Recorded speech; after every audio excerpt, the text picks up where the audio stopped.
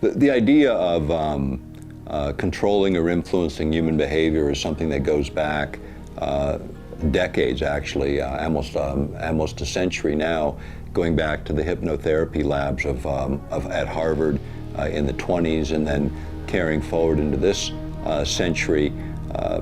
The issue of mind effects, controlling or influencing human behavior, has always been a target of the U.S. military and the security agencies and apparatus of the United States, as well as many other countries.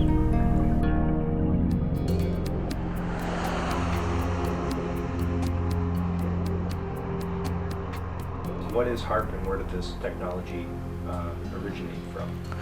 HAARP is the High Frequency Active Auroral Research Project. It goes back to the work of Dr. Ben Eastland, who I became fairly well acquainted with up until his death in 2007. But he had a concept for a huge radio frequency oscillator that could be used for a number of defense applications. And so he began to approach, at that time, the Air Force, the Navy. He also approached TRW, which is one of the key guys, a guy named Ramos, and him actually co-patented one of the key patents on HAARP, which was a global shield for any electronic device coming in, whether it be a missile or an aircraft. They could utilize this to knock out those aircraft. So that was kind of the emphasis behind it. ARCO, Atlantic Richfield, funded it, which is an oil and gas company, because the ideal place for this in the United States happened to be the North Slope of Alaska, where you have huge supplies of natural gas, and you also have close proximity to the magnetic field lines that intersect the Earth, which is, again, one of the primary targets of this technology. I've always been interested in science, always been interested in science topics. When I first ran into the issue of HAARP, it was actually through a very small article in a journal, an Australian journal, Nexus. And quite frankly, when I read it, I didn't believe it. You know, Alaska's a relatively small place in terms of population, big place geographically. Didn't really expect to be writing about it, but it became a pretty compelling issue that I thought the public should be aware of. I have a background in traditional and complementary medicine. I also have a political background in this part of the world, and a strong interest in science.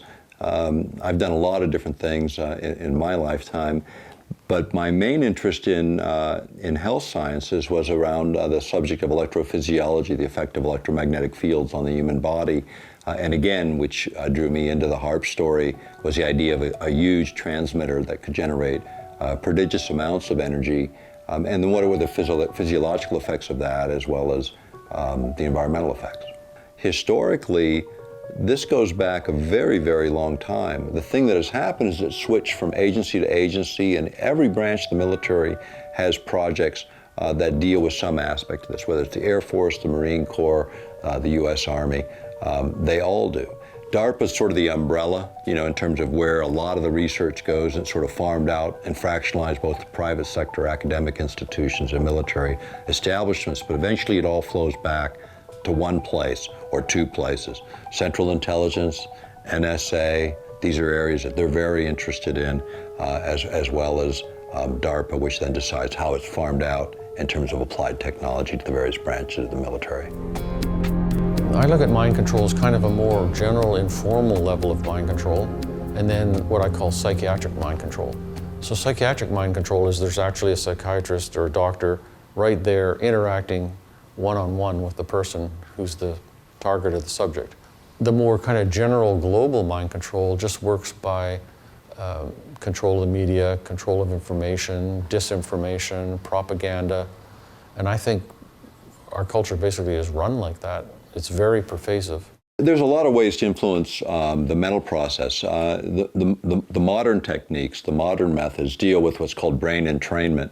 This is the idea of creating what's called a frequency following response. This is where an external signal is generated that the brain recognizes and begins to lock onto and begins to mirror. And so you have, say, an external signal coming in at a very low frequency range that happen to be within the range of biological activity. What will happen is, if you're monitoring brain activity with an EEG, for example, you can actually see the brain begin to mirror the pulse rate of these external apparatus, which then changes the chemical reactions within the brain and changes emotional state as a very simple method of changing behavior. You can do this with flickering light, electromagnetic fields, pulsed radio frequency, anything within the electromagnetic spectrum. If you can manipulate it in the very specific ranges, particularly if you can pulse it or send the energy in and more or less hammer it in.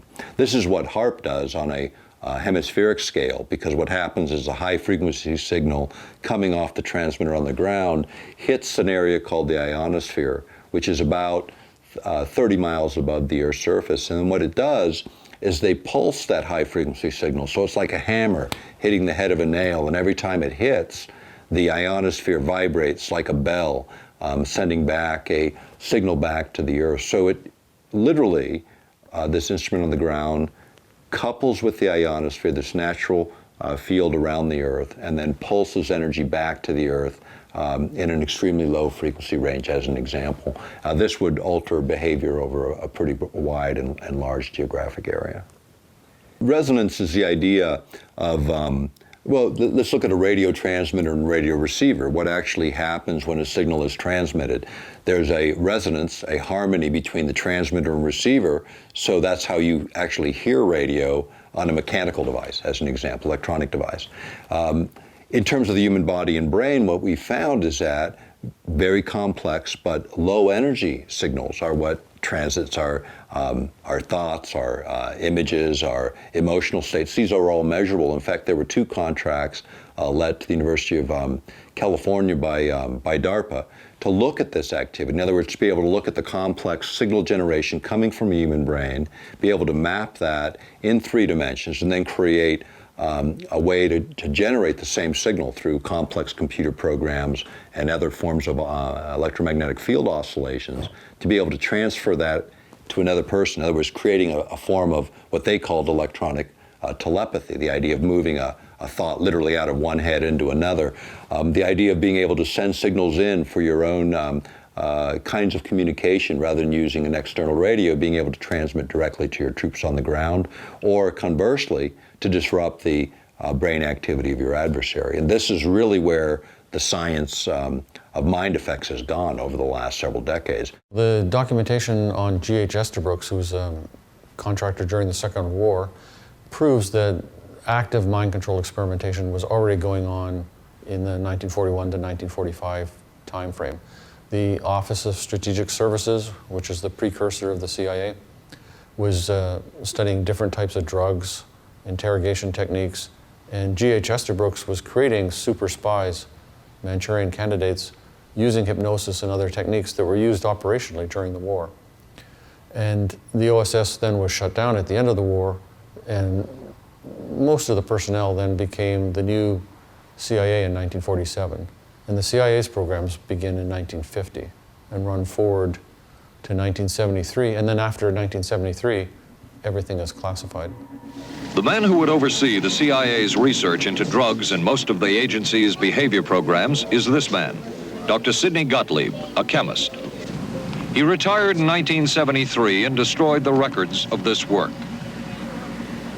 In sort of a valedictory letter, Dr. Gottlieb wrote that he and his colleagues had been able to maintain contact with the leading edge of developments in the field of biological and chemical control of human behavior. Dr. Gottlieb also testified before the Senate subcommittee, but from an anteroom where he could not be filmed. Qualifications would be the subject selected to produce the kind of behavior that you wish, the amount of time, the procedures that are utilized, and the motivations of the people who are designing, executing, and administering the procedures. You're asking whether an individual can be, under hypnosis, influenced, coerced, persuaded, shaped to perform an antisocial act, or a destructive act, or an act of violence. My answer would be yes. Psychotronic resonance, again, the idea of the brain being able to lock onto these external signals and actually begin to mirror them. This frequency following response, this idea of being able to lock onto an external signal is taught in every university that teaches psychology at a high level. And they tell you, you can calm a person by flickering light, you can agitate a person, you can create virtually any emotional state. In fact, Delgado at Yale University, starting in the 1960s, worked in this area. By the time he hit the mid-80s, he had figured out that using radio frequency energy, the stuff of HAARP, but at 1/50th of what the Earth naturally produces, which, just to put that in perspective, man produces 200 million times more radio frequency energy than the Earth produces right now around every one of us at this instant. So 1/50th of what the Earth produces is enough to influence the behavior of human beings without any kind of implanted device or mechanical or electronic device attached to a human being, just by manipulating radio frequency energy alone.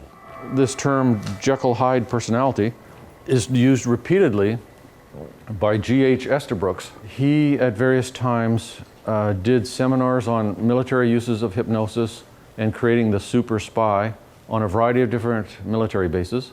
In 1943, in his textbook Hypnotism, and as late as 1971 in an article in a magazine called Science Digest, he describes creating Manchurian candidates, which is artificial multiple personality, just like the Bourne identity, during the Second World War for operational use on contract to the Army. He would create, there's Jones A as the original guy, then he would create Jones B, which he called a Jekyll-Hyde personality. So he used this phrase Jekyll-Hyde personality quite a lot. And an example of an operation would be Jones is called in to see this colonel, and the colonel has been told what the hypnotically implanted code word is. It's "the moon is clear." So this guy comes in, he thinks that he's being sent to Tokyo on a routine, unclassified courier assignment. He's given the assignment, and then the military guy in Washington goes, "The moon is clear." Jones B comes out, the military guy in Washington gives him the classified information, flips him back to his regular self. He flies over to Tokyo. The colonel at the far end says, "Oh, hi, nice to meet you, thank you." That's the above board assignment. The guy at the far end says, "The moon is clear." Out comes Jones B, gives him the information, the response is inserted, back he goes. And he describes these guys having complete amnesia for the operation and being used operationally in a variety of settings during the Second World War. From the standpoint of computer power and the ability to take a signal and manipulate that signal, just look at the last 30 years in terms of what's happened with computing. And this is where your resolution gets finer and finer and finer and finer, where we're not just looking at gross emotional states, but being able to hone in on specific ideas, thoughts, frameworks, and build those through a technology that the Air Force now refers to as controlled effects, overriding all of the five senses, sight, sound, all of them, overriding them so that they can create complete illusions that you can't separate from an actual memory set. So you imagine synthetic memory. What will that do to the justice system around the world? What will be evidence in 20 or 30 years? And how will you determine what was synthesized and what was really experienced? This is the nature of the technology. A lot of the research is actually even being done in terms of brain research for post-traumatic stress syndrome. How do we wipe these memories out? Now that's a pretty important technology if you think about the flip side of that. Why would you want to? And what else would you wipe out? And what else could you do with that? And who will do it, and who will determine what goes in your brain, what stays in your brain? And is this the purview of governments? Is this what governments should do? The typical way that you hypnotize somebody is you either, you don't actually usually use the swinging wristwatch anymore, but you use kind of relaxation, close your eyes, feet are getting warm, all the way up your legs, hands, whole body's getting warm and relaxed, you're going into a deep, deep sleep.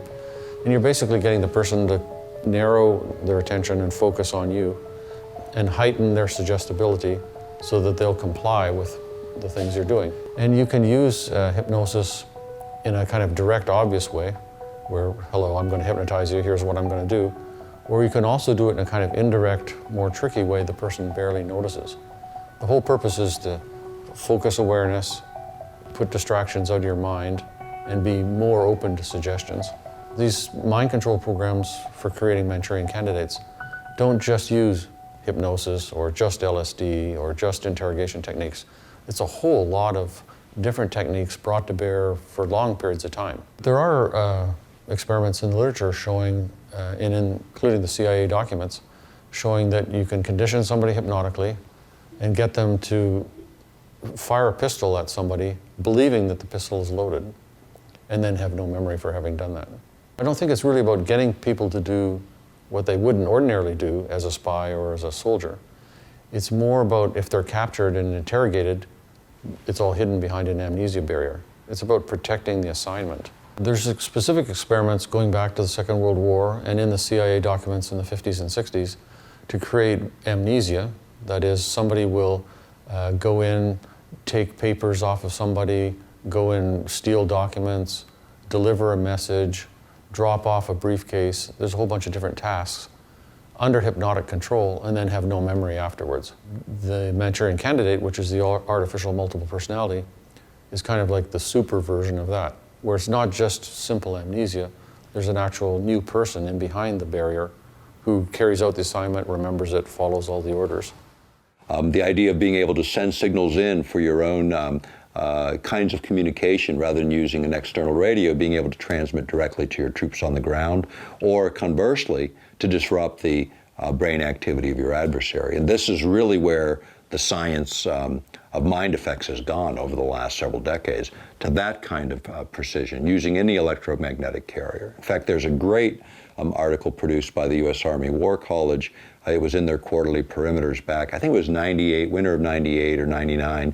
But the article is easy to find. It's called "The Mind Has No Firewalls," which is a reiteration of a Russian military journal talking about all the different ways. And essentially any electromagnetic carrier, whether it's the internet, television, radio, or these larger systems like HAARP, or something more directional oriented towards an individual, can alter mental states, behaviors, even planning particular thoughts or ideas within the consciousness of individuals.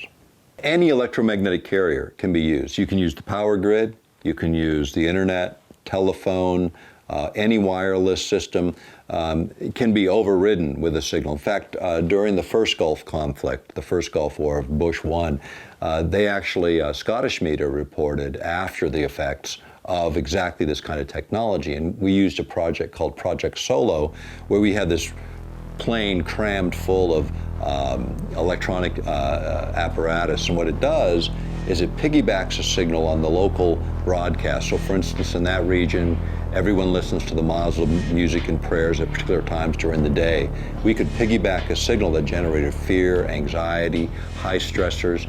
And if you remember in that first Gulf War, we had the third or fourth largest army in the world at the time collapsing like school kids going on their first fire drill. I mean, they just gave up en masse to a handful of troops at certain times, but it was fear and anxiety that was piggybacked on the normal music going in to those regions, music that our troops weren't necessarily listening to. So it's a way to send that in, and this again is probably one of the most insidious forms of warfare when you think about it, because you can do it without any detection. I mean, you don't even have to have troops on the ground. You can use any of these mediums to influencing behavior of very large segments of the population. In fact, it was a Canadian researcher, Persinger, and I believe at Laurentian University, that talked about this in the mid-90s in a paper he published, talking about exactly that all you would have to do is create a complex signal, broadcast it over a large area, create a certain level of dis-ease or anxiety in the population, and then do something as simple as run a normal radio or television broadcast, a press release, indicting some group or some event as the source of your ills. And a certain amount of this public sentiment would then drift that direction. And as we all know in politics around the world, doesn't take much to move an issue an awful long distance. This is a kind of technology that we're talking about here in this century. So one of the disinformation denial stories that we hear all the time is, We only got into this defensively in reaction to what the Communist Chinese were doing during the Korean War. We had our pilots who were captured. They were subjected to some sort of interrogation, brainwashing techniques. They came back home and they made false confessions of germ warfare. He discussed 3 different ways to employ germ warfare. Firstly, by dropping germs by themselves, or secondly, by dropping germs with insects. Thirdly, by dropping animals to carry the germs and the insects. The only other instruction I received, of course, was the order to carry out my germ warfare mission. I know I was wondering myself why on earth we were using this terrible weapon in Korea, even while the peace talks were going on at Kaesong. When my son asked me what I did in Korea, how can I tell him that I came over here and dropped germ bombs on people, destroying and bringing death and destruction? How can I go back and face my family? In a civilized world, how can I tell them these things, that I'm a criminal in the eyes of humanity? I took part in germ warfare, as far as I know, at the very beginning. At the time I took part in it, germ bombs were referred to as duds. And then we tried to figure out, how did the Communist Chinese get them to make those false confessions? So we're the good guys, and we're only doing that defensively. Project Bluebird was signed into operation in April 1950 by the director of the CIA, 3 months before the Korean War started. And then it ran for a few years, and then it was rolled over into Artichoke. So Project Bluebird, Project Artichoke are really kind of the same thing. The Artichoke team did interrogations on US soil using the so-called artichoke technique. And the artichoke technique involved IV alcohol and drugs, interrogations, safe houses, a variety of different techniques. And the purpose was to try and extract information from a foreign person that was being interrogated. And it also describes erasing memories and implanting false memories that will act as a cover for what really happened. There's a heading in some of the Bluebird documents called The Problem of Disposal of Subjects, what to do with people. And it discusses killing them or the option of using the artichoke technique to erase their memories. MKUltra was part of a series, so it went from Bluebird in 1950 into Artichoke, into MKUltra in the 50s, which ran into the 60s, and then it was rolled over into MK Search, which ran into the early 70s. So it's kind of a continuous series of programs. And MKUltra itself was divided into 149 sub-projects. There's actually 4 MKUltra sub-projects on children. This is sub-project 103 in 1959, the Children's International Summer Village. The investigator got money through Human Ecology or one of the other front organizations. I think it was Human Ecology, and apparently legitimately didn't know it was CIA money. All these kids are brought there to be at a summer camp, and the academic was studying how kids communicate when they don't share a common language. That was the project. The purpose of the project is to establish a relationship with young foreign nationals who may be of future interest to the agency. In 1938, Dr. Albert Hoffman in Switzerland was looking for new drugs in the treatment of migraine headaches. He had been studying substances that came from the molds that grow on rye plants. Now, it turned out that these substances were of no use in the treatment of migraine headaches, but subsequent investigation showed that they are very fascinating indeed in the changes that they produce in our mental state. LSD was invented kind of by accident in the early 1940s at Sandoz Labs in Switzerland. Albert Hoffman was the chemist who kind of stumbled on it and ingested some and went on an LSD trip. The Navy appears to have started LSD experimentation in the late 40s. The CIA got into it starting in 1950. And there was a lot of excitement amongst the contractor doctors for civilian therapy use of LSD. That is actually a therapeutic tool. I give the CIA a total credit for sponsoring and initiating the entire consciousness movement, counterculture events of the 1960s. Dr. Timothy Leary, the 1960s Johnny Appleseed of LSD. The CIA funded and supported and encouraged hundreds of young psychiatrists to experiment with this drug. The fallout from that was that the young psychologists began taking it themselves, discovering that it was an intelligence-enhancing, consciousness-raising experience.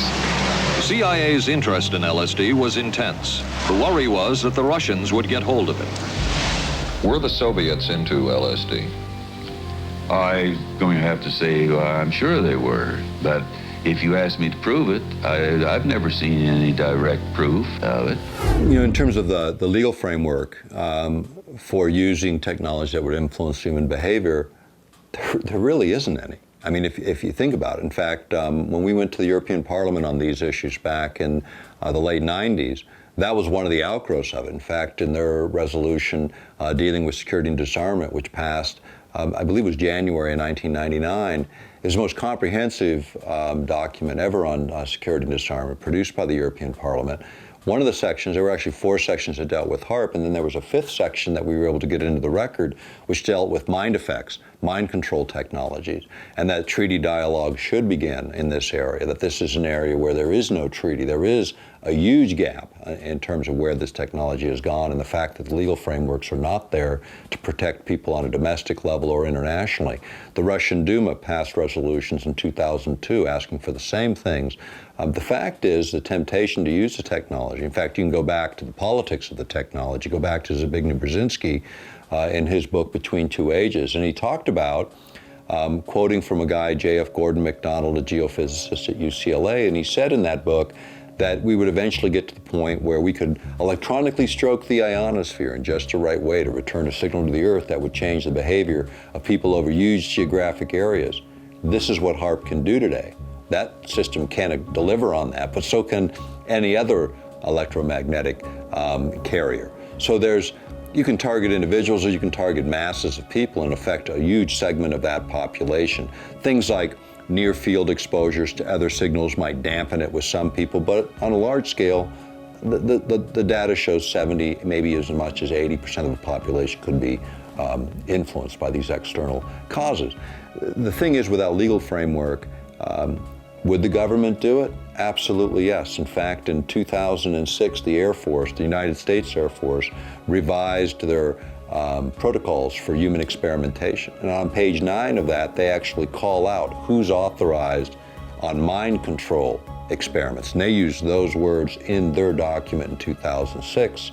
And what they say is it has to be approved by an undersecretary of the Navy or Assistant Secretary of the Navy. So someone at that level is the only one, and including issues that would bring about controversies in terms of the media have to be approved at that level. But this is in the current framework of Navy protocols. The experimentation goes on, the Air Force has requests for proposals out, DARPA has contracts that have been let.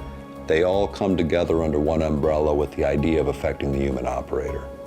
What we learn about the human body and brain when it has weapons applications and the research is funded by the military, don't think it's being done for medical science. The military in our country doesn't fund medical research. That's somebody else, unless it has a specific weapons application or a specific use within the Veterans Administration. And Veterans Administration is often used to test new ideas, to test new concepts. So our servicemen get the experiment of war and then get the experiment after the fact. Even in the MK Ultra releases of information in the 19s, from the 60s and the early 70s, over 4,000 men and women that they admit in the U.S. military were used as experimental subjects without fully informed consent. Secretary of Energy O'Leary under the Clinton administration said over 500,000 Americans have been used in human experiments over 4 decades, mind control and other experiments, without their informed consent. 500,000 people they admit to, and no one's been put on trial for that. No one's been held accountable for that. I think most Americans find that highly objectionable, that no one's been held accountable for invading the very essence of who they are as human beings. That's the problem. It's been going on 40 years. It continues to today under the guise of increased security for what? In 1938, Dr. Albert Hoffman in Switzerland was looking for new drugs in the treatment of migraine headaches. He had been studying substances that came from the molds that grow on rye plants. Now, it turned out that these substances were of no use in the treatment of migraine headaches, but subsequent investigation showed that they are very fascinating indeed in the changes that they produce in our mental state. LSD was invented kind of by accident in the early 1940s at Sandow's labs in Switzerland. Albert Hoffman was the chemist who kind of stumbled on it and ingested some and went on an LSD trip. The Navy appears to have started LSD experimentation in the late 40s. The CIA got into it starting in 1950. And there was a lot of excitement amongst the contractor doctors for civilian therapy use of LSD. That is actually a therapeutic tool. I give the CIA a total credit for sponsoring and initiating the entire consciousness movement, counterculture events of the 1960s. Dr. Timothy Leary, the 1960s Johnny Appleseed of LSD. The CIA funded and supported and encouraged hundreds of young psychiatrists to experiment with this drug. The fallout from that was that the young psychologists began taking it themselves, discovering that it was an intelligence-enhancing, consciousness-raising experience. The CIA's interest in LSD was intense. The worry was that the Russians would get hold of it. Were the Soviets into LSD? I'm going to have to say I'm sure they were, but if you ask me to prove it, I've never seen any direct proof of it. But at one point, intelligence information received from Switzerland said that Sandoz Laboratories was about to put 100 million doses of LSD on the open market. And it caused enough concern within the agency that the United States was prepared to buy the entire supply.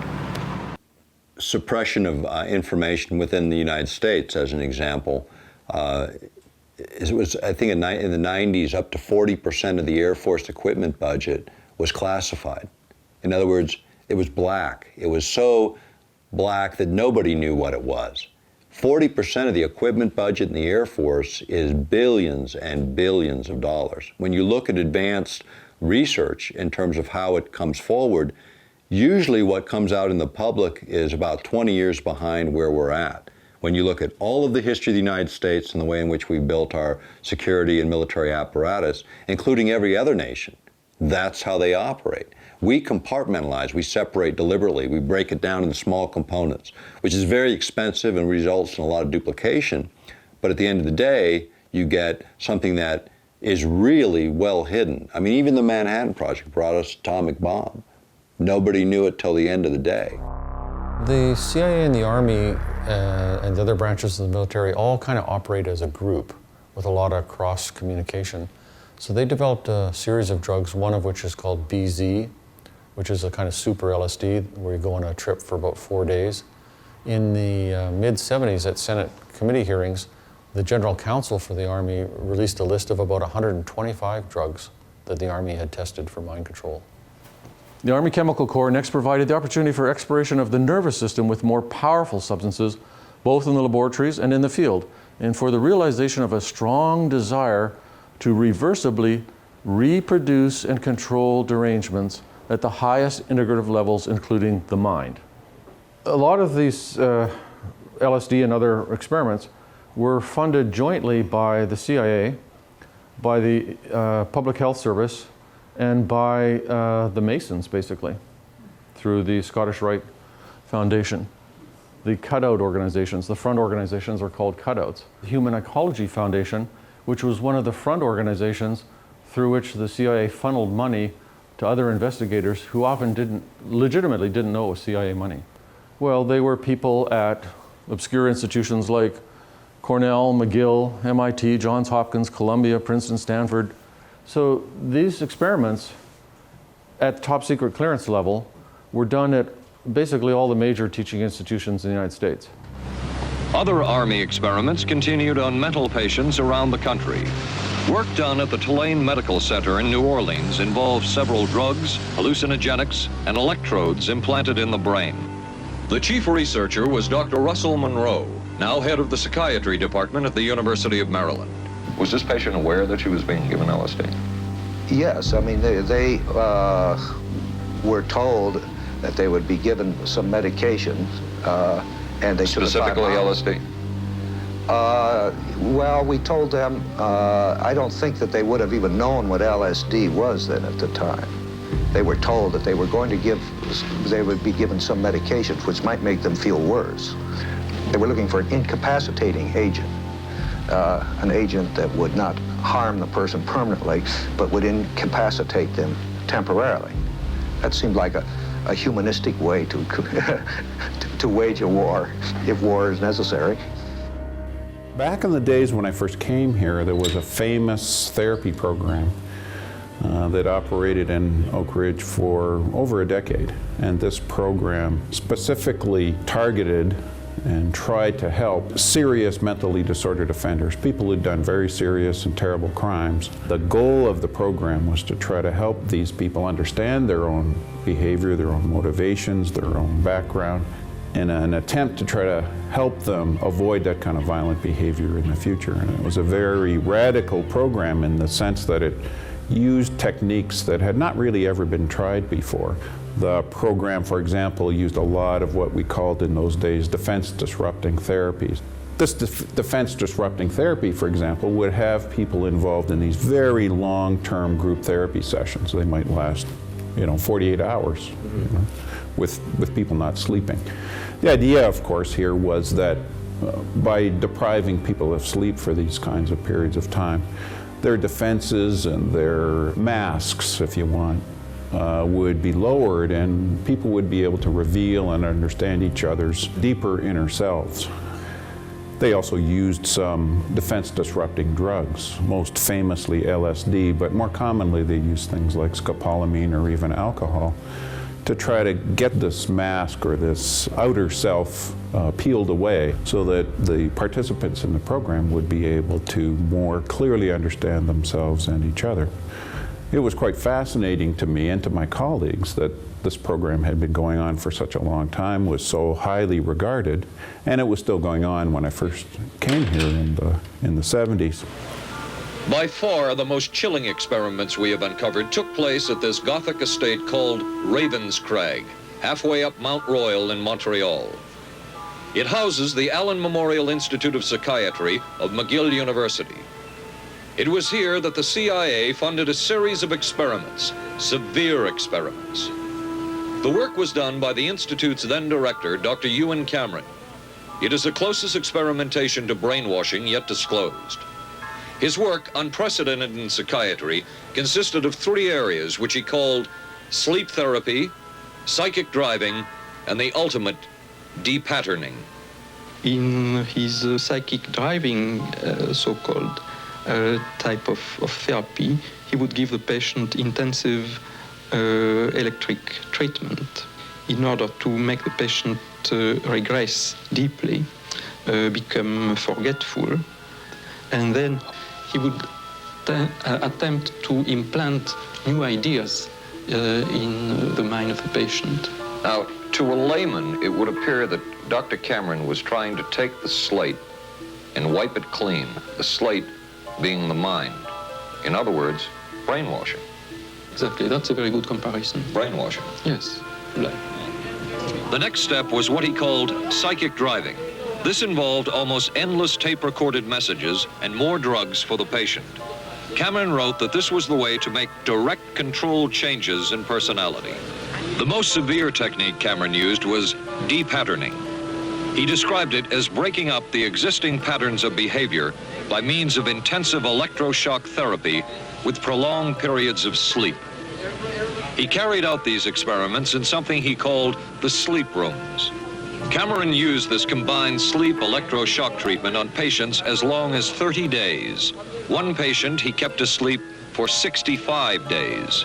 Ewan Cameron at McGill, who was a direct MK Ultra contractor, who basically erased people's memories and identities with massive amounts of electric shock, and then played thousands of times over tape loops to try and build up a new personality.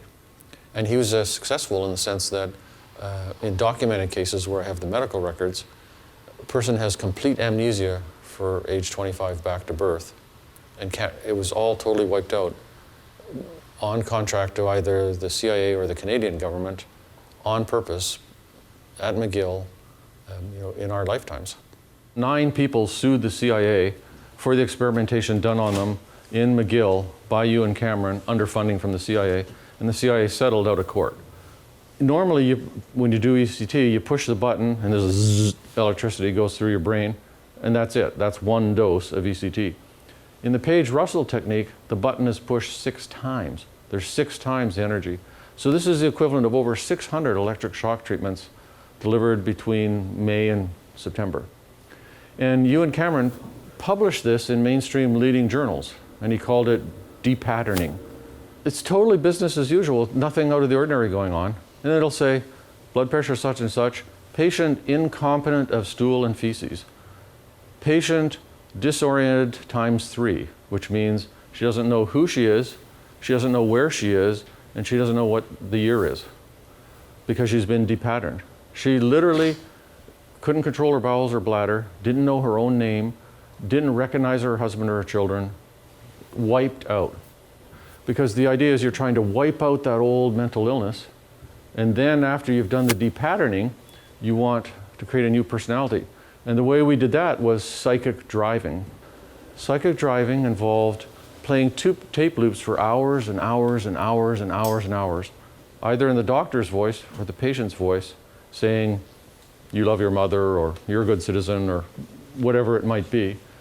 And there would be weeks of barbiturate and other medication-induced sleep.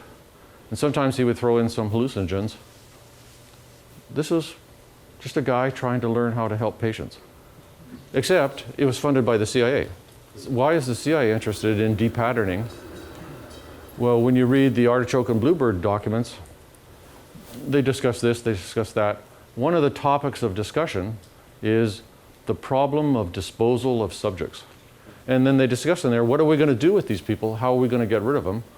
And we can't just kill them all. But one thing we can do is wipe out their memories. So this was obviously contracted to figure out how to wipe out people's memories.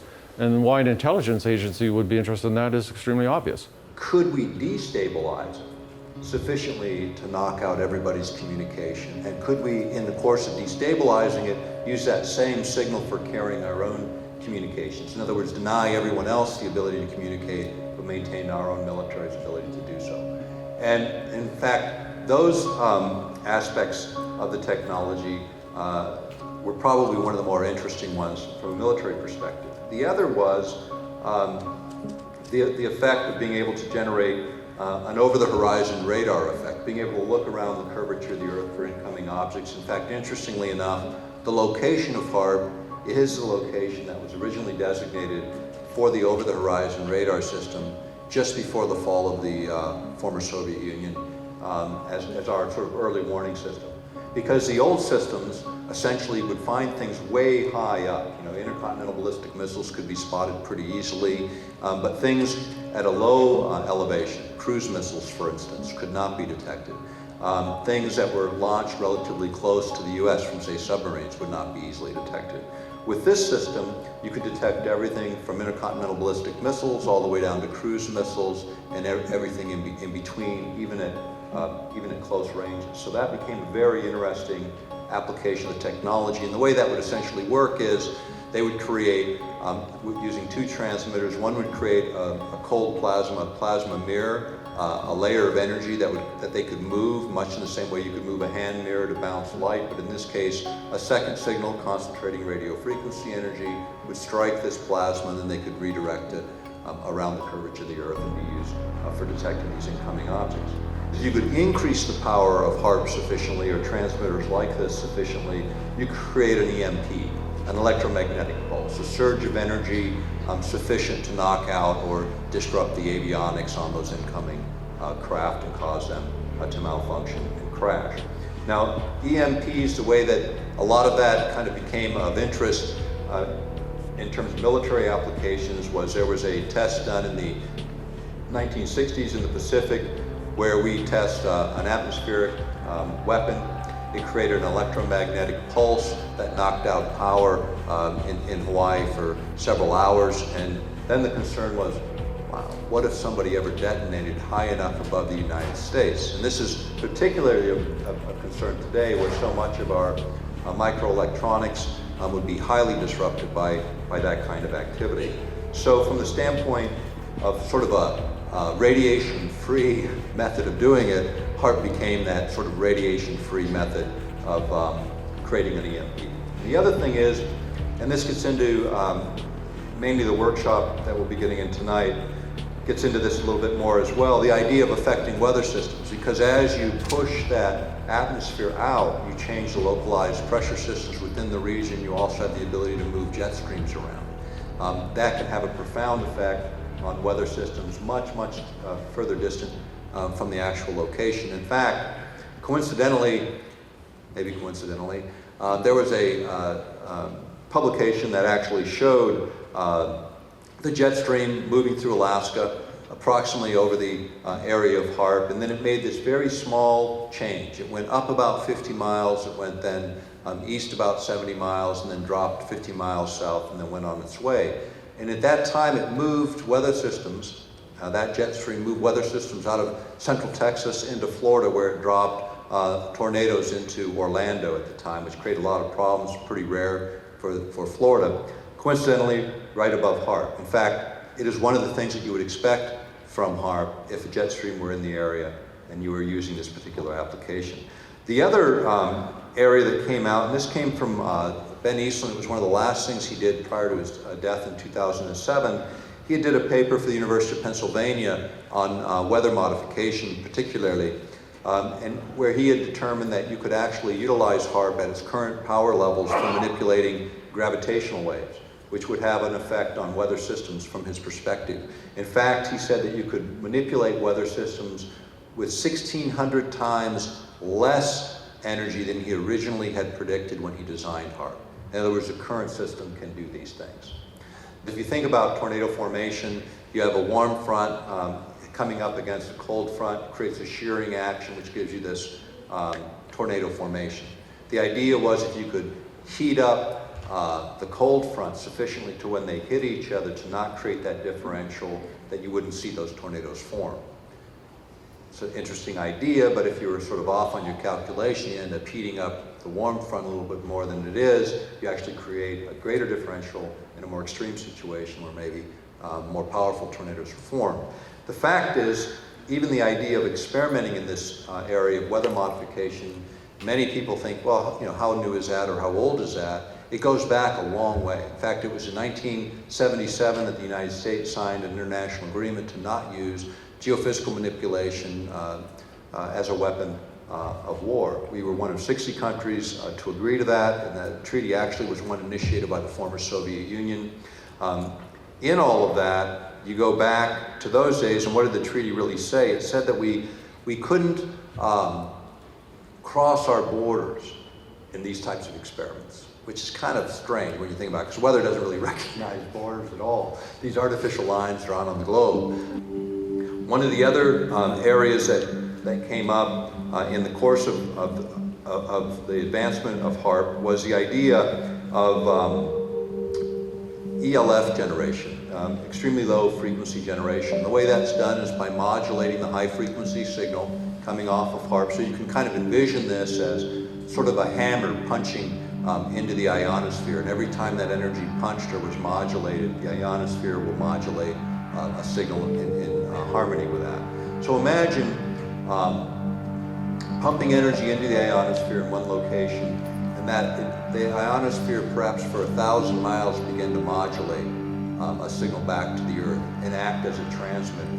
Changes the character of the ionosphere from direct current to an alternating current, where it then acts as a broadcast antenna in the sky, producing a huge amount of energy and even capitalizing on the energy that's there, and then sending that back to the Earth. And this was going to be used for what was called Earth-penetrating tomography. In fact, this technology was proven up. I mean, there was a BBC special, I think it was called Owning the Ionosphere. It was on a show called Horizons, where one of the researchers talked about this, where they were able to underground image. That signal coming back to the Earth would allow them earth-penetrating tomography, underground imaging, which by analogy or comparison would be like X-raying the Earth or looking into the Earth, although X-rays are not involved. But what would happen is they could penetrate the Earth, return a signal back, and then determine exactly what was under there, whether it be oil and gas fields, certain types of mineral stratas, or underground nuclear facilities and bases and so on, which this was right after the first Gulf War, and it was our Senate that demanded that this particular application be the one that was looked at, or no additional funding would come forward for HAARP. So in 1995-96, it was funded under non-proliferation and counter-proliferation in the U.S. defense budget, where they proved that this concept would actually work. One of the problems with ELF is they also are biologically active in human beings, and this was the area that drew my interest in HAARP initially. The idea that an ELF signal, an extremely low frequency signal that can couple with the human being that create changes in us was extremely important. In fact, tomorrow I'll get into a lot of that in a broader context of how to affect the human brain using ELF signals and other signal generation. But HAARP is the largest generator of that type in the world. The idea of, and to give a little context to this, when you think about the human brain, active brain states, you can kind of break it into a few primary areas. In the extremely deep sleep states, you have a delta range, which is 1 to 4 hertz approximately, or think about a hertz as a pulse per second or a vibration per second, just to keep it simple. So 1 to 4 vibrations per second is delta. The next stage, theta, which is approximately 4 to about 7 hertz, and then 7 to 12 hertz is the alpha range, and then you get into the beta range, which is, I think, where everyone is right now, because I don't see anyone falling asleep. The point is, these ranges can be affected through what's called brain entrainment, which is an external signal, or what's called frequency following response, where the brain will recognize certain signals in a very similar way to dialing through a radio. You know, you pick up the radio station, you get nice clear signal when you have harmony between the transmitter and the receiver, or you have resonance between the receiver and the transmitter. The same is true with the human body. Most of the models that look at the human body use chemical models, although that has changed a great deal in the last 20 years. It went from chemical models to electrochemical models to perhaps electromagnetic models that drive the chemistry. Ewan Cameron, who was a civilian psychiatrist, very politically involved in world psychiatry, became part of the US team that went over to Nuremberg and interrogated the Nazi doctors. While he was over there, he heard about uses of mescaline and hallucinogens in the death camps. Then he came back and did hallucinogen experiments in Montreal. So he literally learned about that from the Nazi doctors. Also, the Nuremberg trials, as we know, gave rise to the Nuremberg Code, which is basically an updating of the Hippocratic Oath, saying that subjects have to give informed consent, they have to be protected, they have to know the nature of the research, it can't be excessively harmful, and so on. But his own experiments violated all of those principles. And now what we're talking about is not the bad stuff, the mild stuff that they declassified. This is the tip of the iceberg. The ultimate goal of these projects is just your basic interrogation. We want to extract information from people, and then on top of that, we might want to induce amnesia for the whole interrogation. Or offensively, we want to have people who, if they're captured and they're interrogated, they won't confess because the information is all hidden behind an amnesia barrier. The internet's been interesting. You know, when we first began this work, the internet was really in its infancy and no one was paying much attention to it. It was unreliable. And anything you read there, you had to go back and confirm it with the actual article, because a lot of things were misquoted, taken out of context. And so we found that kind of clutter that was out there. It's become significantly more refined. I mean, I think that it's provided both the window and opportunity, but at the same time, now also provides a wider net. I mean, think about it. There's nothing that you do on the internet that isn't monitored by at least our security agencies as well as many others. There is no communication on the planet today, whether it is in terms of radio, whether it's in terms of your phone, your cell phone, your internet activity, your Facebook, I don't care what it is, if it's electronically handled it's tracked, it's monitored, and it's not for your benefit. The change in the law needs to say, we own the information about each one of us, and that there should be a total transformation. This is not corporate property, this is private property. The digital doorway of today is the physical doorway of yesterday. To guard our privacy in the 21st century, our digital doorway holds more information than will ever be found in anyone's house, and that is what needs to be controlled. We lack the trained men who would be able to plan and implement operations in an area we think is vitally important. Because of this, we are also requesting that your team of advisors include a senior officer who is thoroughly experienced in psychological operations. The PSYOP tools are radio, television, leaflets, newspapers, loudspeakers, and face-to-face communication. PSYOP is now a major weapon in 20th century warfare. I say that mind control is kind of at two levels. There's general mind control, which would include propaganda, disinformation, spinning things in the media and so on. The level of mind control I'm interested in I call psychiatric mind control, where there's an actual doctor in a one-to-one relationship with the person. And I'm interested in that because it's a gigantic violation of professional ethics. PBS, the Public Broadcasting System in the US, did a program called the Worldwide Mind. Very interesting, and what they say will happen in the next 50 or 100 years, and I agree, is the same thing that happened with the internet, where we've connected everyone electronically. Imagine that next layer of resolution, which is where this technology goes, connecting us all mentally. Now that becomes a big question in everyone's mind. Is that the world you want to live in, where everyone is transparent to one another through a technology that reveals every thought that you ever had? In my view, part of Judgment Day is when we are transparent and you can look into another person and see everything that's in there.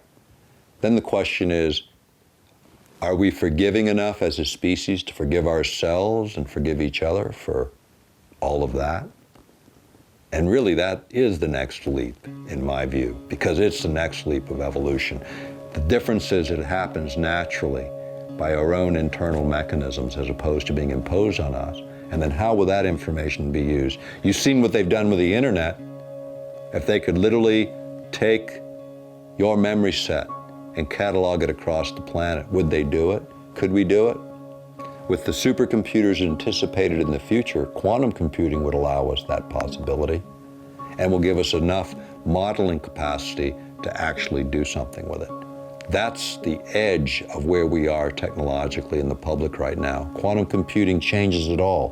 What would take every person, 6-7 billion people on the planet, doing a hand calculation every 5 seconds for 60 hours is what today's computer does in 1 second. Now imagine all that computing going on for 1 trillion years. That's what a supercomputer will do in 1 hour. That will change everything about everything. And whoever gets there first controls everything. And that's the race in the 21st century, is quantum computing and its effect on every electromagnetic, every electromechanical device on the planet, and then ultimately every other electromagnetically moderated entity, which is us, and everything else on the planet that can be influenced by energy, can be manipulated when you can model it all, and that gives us that capacity. We're close. We're on the edge. Some would already say some governments already possess quantum computing capacity that takes us there. This generation will decide how that framework moves forward. Freedom, how do you define it? From my perspective, it's being, to the optimum extent, free to pursue whatever is in your own self-interest, as long as you don't violate the rights or interests of another. It's that simple.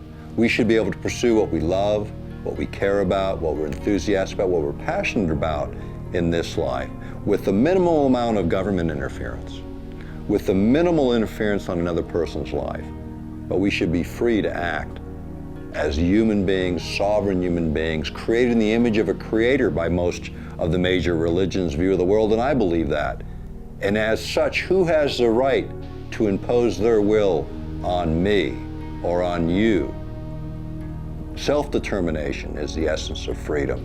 Internal liberty is the essence of freedom, and how we express in the world is the essence of our own individual truth.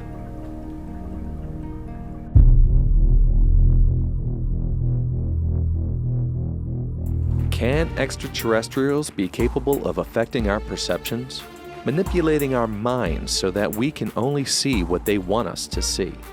Or perhaps aliens are coordinating a highly advanced method of opening themselves to us by utilizing our untapped psychic abilities. Such theories have been researched in the meditative practices by which Tom Ham participated during Dr. Greer's CE-5 expedition in the Mojave Desert, which yielded promising results. During the latter part of the week that I stayed there and did the expedition with them, on a Wednesday night they started seeing ETs outside our meditation circle. And they were trying to teach us to train our eyes on how to view them, okay, and pick them up easier, you know. And I was getting frustrated because even though what I seen already that week, I wasn't seeing them, and I got a little frustrated with it, you know. And there's always that room for doubt, all right, even though I seen what I seen already. Well, lo and behold, the next night, the same thing happened, and that's when I seen one. He was about between 4.5 and 5.5 feet tall. I knew it was a male. I could see right through him, just like a ghost. He walked right in front of me, about 10, 15 feet away. And I said, oh, here's a tall one right there. And I was standing next to Jan Bravo at the time, which is one of Greer's people. And I said, oh my God, he's just like a ghost. You can see right through him. And she said, yes, yes. In 2008, the Vatican released a statement that, for many, is in preparation of an imminent disclosure of their knowledge of the existence of extraterrestrials here on Earth, stating that believing the universe may contain alien life does not contradict a faith in God. For Tom Ham, his ongoing experiences led him to the CE-5 initiative, an extraterrestrial research and study group led by renowned ufologist Dr. Stephen M. Greer. And it was in the Mojave Desert, while en route to Dr. Greer's location, that Tom would have one of his most profound experiences so far. And there's 4 of us in this Jeep. An astronaut was driving, who I won't mention his name. And me and a coworker were in the back. I was behind the driver's seat. And it's pitch black in the desert. I mean, and we got lost. As we're finding our way back to the original road we came off of, I'm looking out the side view mirror. And this shooting star comes across like on an arch, not straight, not down, sideways, but like an arch. The driver's driving, he didn't see it. The guy next to me, he didn't see it because of the roof of the car. And I don't know why the guy on the front passenger seat didn't see it, but nobody seen it but me. And then it disappeared. Well, it wasn't over. The best was yet to come. Because just where it disappeared, all of a sudden, whoo, this thing materialized, and it was big. I'm saying it's as big as a locomotive standing on end, maybe 2 of them. The shape of a 55-gallon drums with no ribs, straight up and down cylinder, with a gumball on top of it, the same circumference. And all this steam was coming off of it, but it was weird, the steams. It's hard to describe some of these things because you're trying to use language from something that's not from this planet. So it looked like plasma or something coming off of it. And, you know, from experience and from reading, I didn't want to take my eyes off of it because I figured if I blink, it's going to disappear, and I wanted to watch this thing, and I was ready to watch this thing. I had to look to the right side of the thing, of the craft. It seemed like the left side was real bright, and to this day I wonder if there was a beam in my eye. I don't know. I can't answer that. But I had to look to the right side because it was so bright. Okay, and I don't know why I could look at the right side, not the left side. And I'm screaming in the back seat, look at that, you guys seeing this? Nobody sees it but me. I'm the only one in the car. And then the most amazing thing happened. This thing started disappearing digitally. A chunk here, a chunk here, a chunk here, a chunk here. Like pixelated. Until all the chunks got to the middle and this little black hole and it disappeared. But I knew it was still there. It was still there, but I couldn't see it anymore. Just the steam was still floating down in the air. And then, again, just like a slinky going down the steps, that motion, it did the same thing, kind of like backwards, and the whole desert floor lit up white. And then gone. I was told later by a psychic that they didn't see it because they weren't ready to see it. As the interview concluded, Tom sketched for the filmmakers the craft he saw in the desert that It was night. pretty much like that, with a ball on top.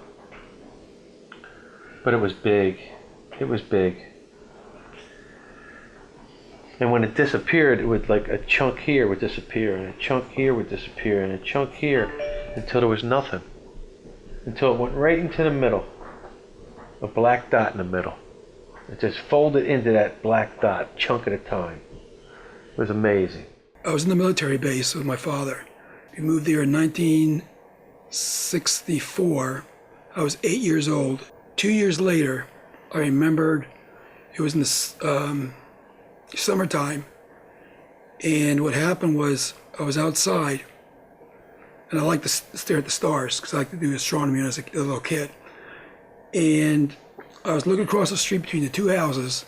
Behind the two houses was a playground. And I saw circular lights, it was reddish lights, just spin around in a circle like this. And it was round. And it was about, I say, from where I was, I could tell it was about 4 or 5 feet from the ground. It wasn't making a sound. Wasn't disturbing the ground or nothing. So I was just observing and watching it. And then it just slowly started just like shifting slowly on the playground area. That was my first experience.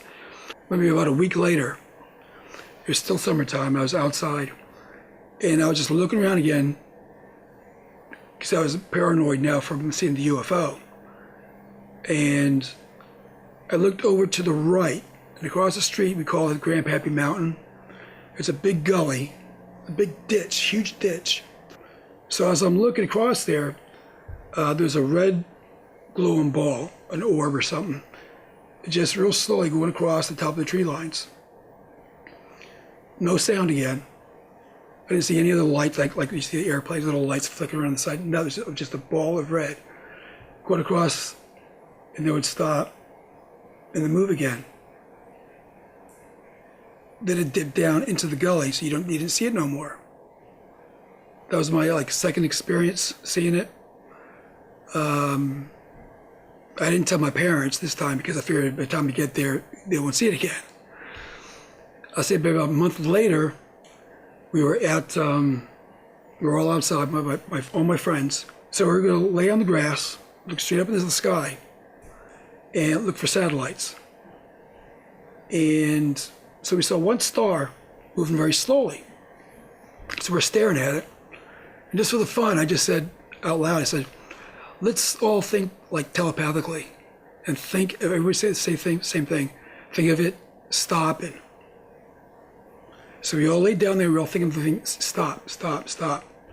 Well, this little ball of light, look, because it was about the size of a satellite when it goes across the sky, it actually stopped. And we were all amazed. And he said, let's try something else. Let's make it go to the left or to the right or whatever. So we decided we'd make it go to the right. So we did that a few times and thought about it. It started moving to the right. And we said, man, this is cruel. So we said, let's make it go in different directions. So he said, let's back it up, make it go reverse. So then it was going backwards. Then I said, well, how about we just said, come down closer.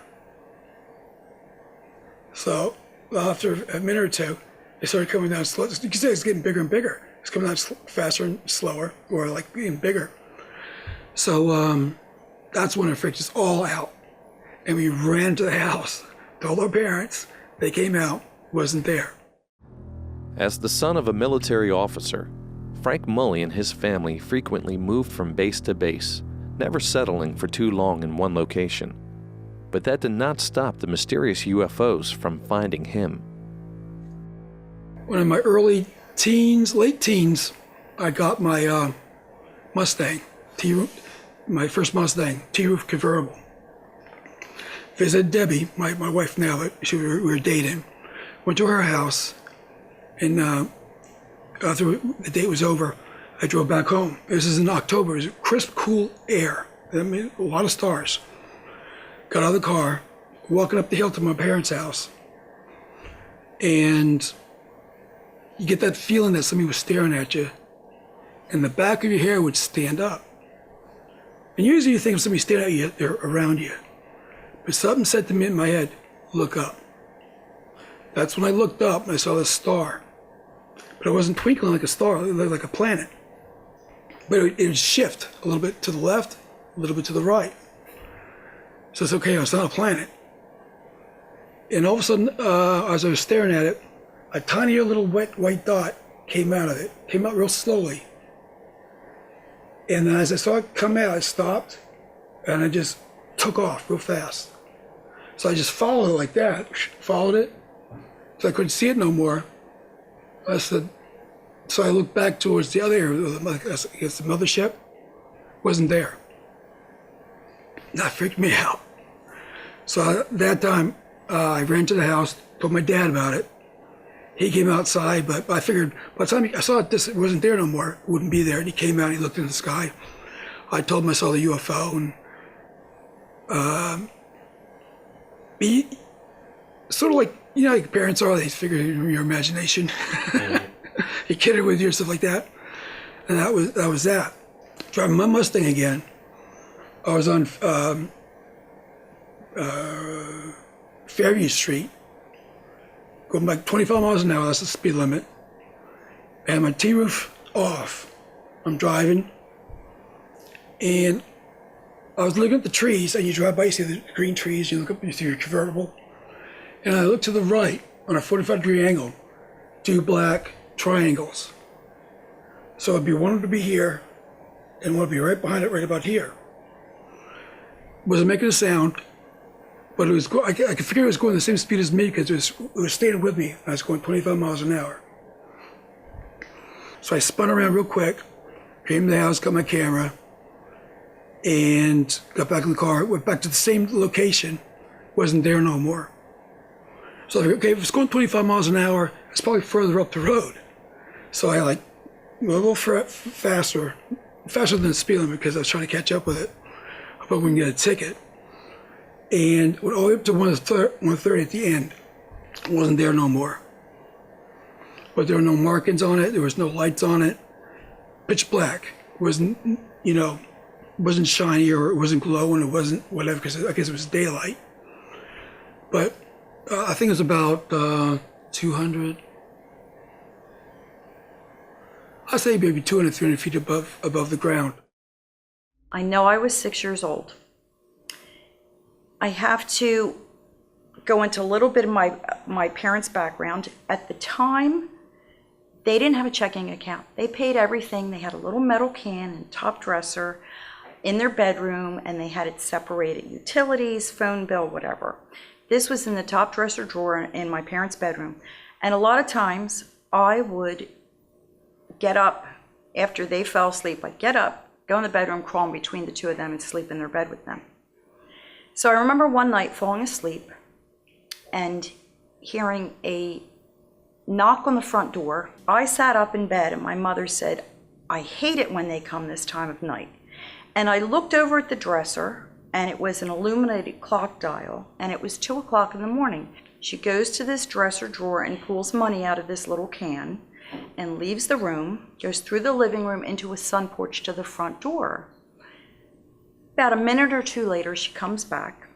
She gets back in bed, and I lay down. I'm wide awake thinking, who comes at 2 o'clock in the morning? My mother falls right back to sleep. Within minutes after that, I hear a rustling noise in the living room, and it scared me. I thought somebody was breaking in the house. So I'm lying there perfectly still. Now, I don't know whether I couldn't move or I was just so frightened I didn't.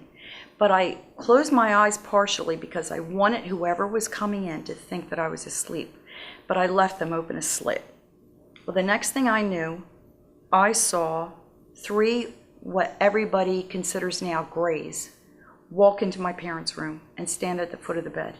I saw one gray go to my mother's ankles and the other one go near her shoulder blades, and it seemed like they had put their fingers underneath of her and she levitated up off the bed.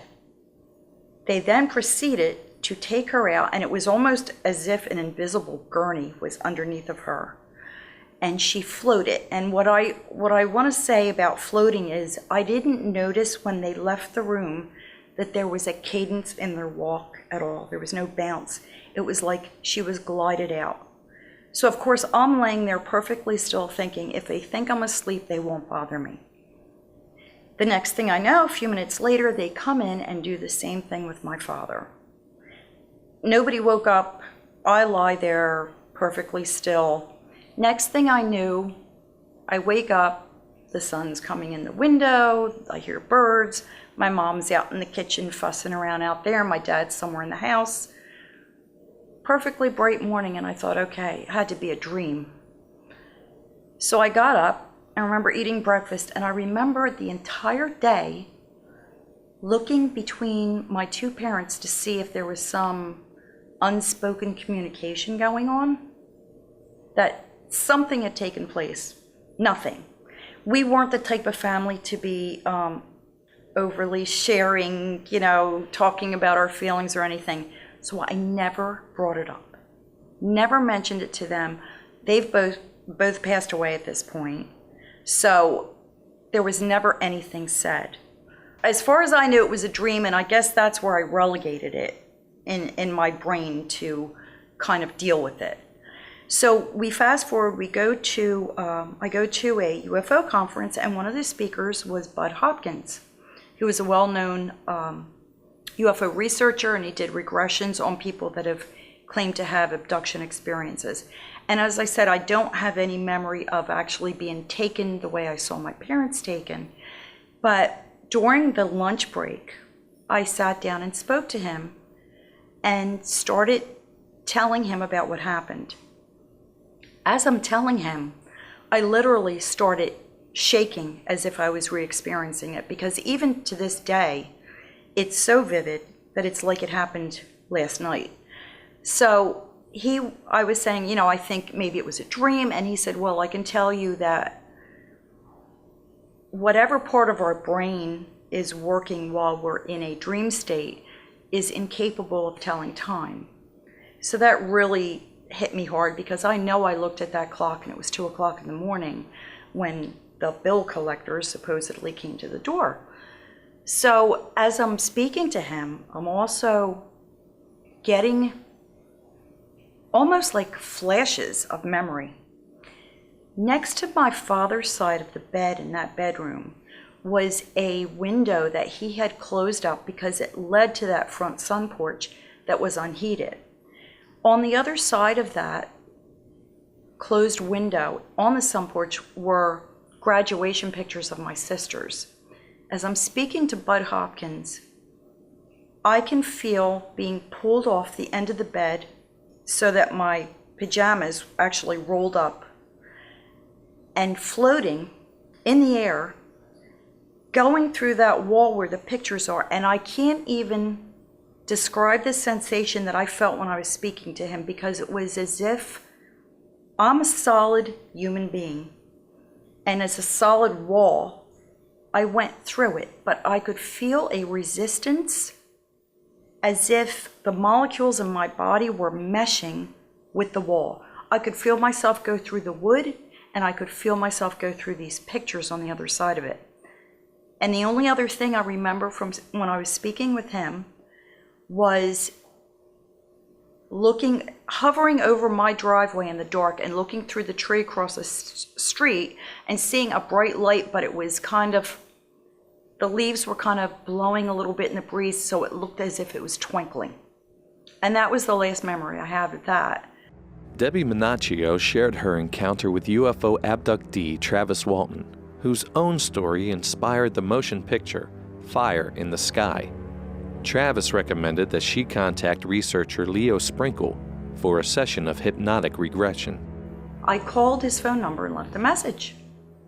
Told him when I was planning there and if I could sit down and talk to him.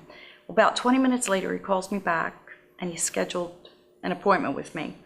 And I got to speak with him for the whole half a day on one of the days I was visiting my sister, and he actually did a regression. Notice what happened. When you're ready, you can talk and describe your impressions as they unfold. What's happening now?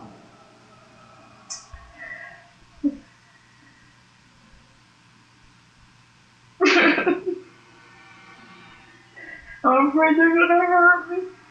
Mm-hmm. If I pretend I'm asleep, maybe they'll go away. Mm-hmm. I remember being led down a hallway, and I guess what was a craft. Everything was very dimly lit, and here were these two grays taking me down a hall.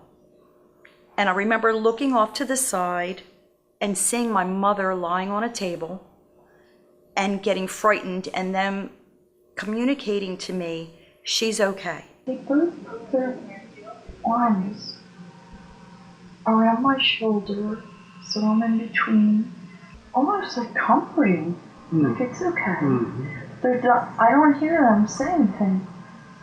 They took me to another room, and this room was rounded, so I'm assuming it's the interior of a craft, and that was just the shape of it.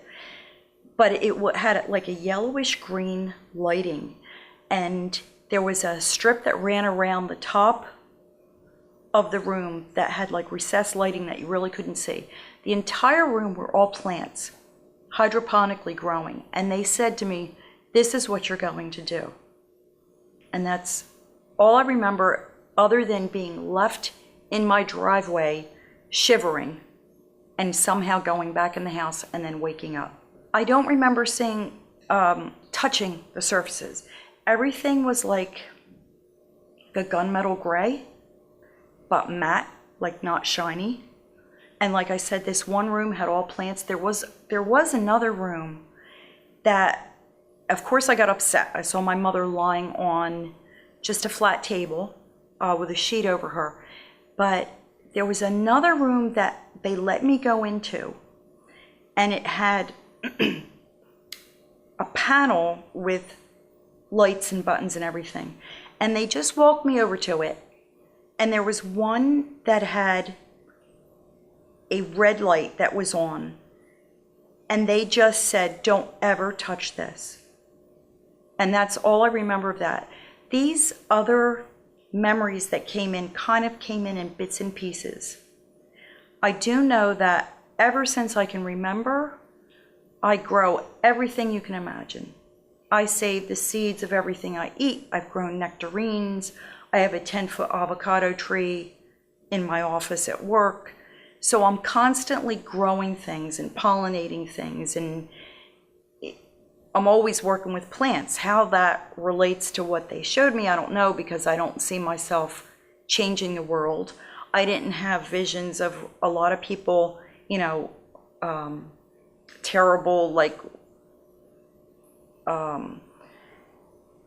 invasive procedures or reproductive experimentation or seeing babies or being shown the world's going to end. I never had any of that. I just had this image projected into me. And when I say they communicated to me, I never saw them speak.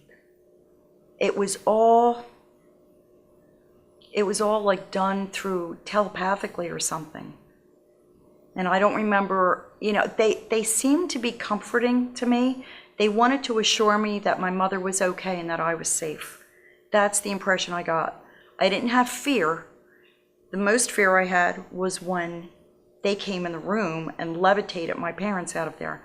From that point on, that night, from the time I was 6 until I was about 13, I would have profuse nosebleeds. 3-4 times a month. I mean, pillow soaked, that type of thing. So that was really bizarre. When I was 30 years old, my husband and my 3 kids, we moved to Florida. And my son at the time was 8 years old. And I remember Whitley Strieber's book coming out, being in a bookstore to go get a book. And I'm telling you, when I saw that book, the blood drained from my face and my jaw probably hit the floor, because that's exactly, the cover of that book is exactly what I saw that night. Although her life has forever been altered by her childhood encounter with aliens, it is possible that the visitations never stopped for Debbie. I remember on several occasions waking up during the night and wanting to go sleep on the couch in the front room under the picture window. And on these nights, I remember waking up, standing, looking out the window, and a bright spotlight hitting me in the face that was just blinding. And then next thing I knew, it was morning again. So I didn't mention it to anybody, you know, I just thought it was some weird type of dream or something. And I guess a few months later, my son said, I had the strangest dream last night. I woke up in my room and stood looking out my front window, and this bright, glaring light was in my eyes. And I told him at that point that the same thing had happened to me, and we were able to pinpoint that it happened on the same night. As we begin to see a pattern of what appears to be a strong psychic connection shared among UFO eyewitnesses and abductees, we must ask ourselves, who is making contact with us, and why? Is it to control our thoughts, our memories, our innermost fears in an attempt to manipulate the balance of power? Some believe such sinister motives are already in effect. But what of the witnesses who claim to have had pleasant encounters, almost euphoric, with positive messages such as Debbie Menaccio's experience? And there are others who have had encounters so profound that the event itself has changed one's entire life path to take a more positive direction. Such is the case of Devin, who can only describe her sighting as an amazing and brilliant light that illuminated her most darkest time. 2012, and I'm on my way home, and it's back country road here in South Jersey, and there's not like a city like at all. It's very like farmlands and things like that. Maybe you may see a house every 2 or 3 miles at this point. And I'm listening to this one particular song that I like, you know, just a song, and I keep thinking that out of my peripheral vision, I'm seeing something to the left of me as I'm driving. But like I told you, back in my childhood, I reverted back to that fear. I don't want to see it. I don't want to see it. I knew that there was something there to the left blinking, but I wouldn't look at it because my mind is, please God, don't let me see it. I don't want to see it if it's there. Perhaps instinctively aware of being ignored by Devin as she continues driving, the strange craft incorporates an elaborate new method of communicating with her, only not through telepathy, but rather through the song on her radio. It says, some of the lyrics say, do you hear me now? Do you see me now? And I just decided to look, and I'm like, and so I look, and it was amazing looking. It was just like, you know, it took your breath away. It was a vehicle made out of just light that I could tell, or something that I've never seen to be able to explain. A pulsating, circular, really beautiful red and orange light that would interchange and go around and do all these things, rotation. And I stopped my car. It was so beautiful. It resonated with me in such a way that I wasn't scared of it like I had always been. Like, please God, don't let me see this, to, I'm not, you know, this is so beautiful. How can you be scared of this? Making no sound. And then it was just really bright to me. but it wasn't like radiating or reflecting light off the ground or trees or anything. So it's just, it wasn't shining down. There was no spotlight that came down. And I just remember thinking, don't leave me here. Take me, you know, I hate it here. I was thinking maybe, I don't know what I was thinking. I'm thinking maybe they're here to rescue me from this, you know, whatever I was in. Then I verbally out loud say to it, don't leave me here. I don't leave me. I don't want to stay here, please. You know, why are you leaving me here? You know, and I'm crying and screaming, and then I get back in my car because I'm out on an old country road in South Jersey, screaming in the middle of the sky, you know, to the sky, don't leave me here. Get in my car, and the song is saying, shut up, you wanted me, shut up, you needed me, shut up, you wanted me, shut up, you do. Then I'm just beginning to think like the world is coming to an end that night. Maybe this is, you know, maybe this is the Antichrist that's coming. Maybe it's the Messiah. Maybe it's, you know, but I knew something that night, especially after that experience, that something was coming to a head. From this encounter, Devon feels validated that she was not alone in the darkest time of her life. Though she still questions as to why this happened and what it all means, she is certain that it was a wake-up call of cosmic proportions.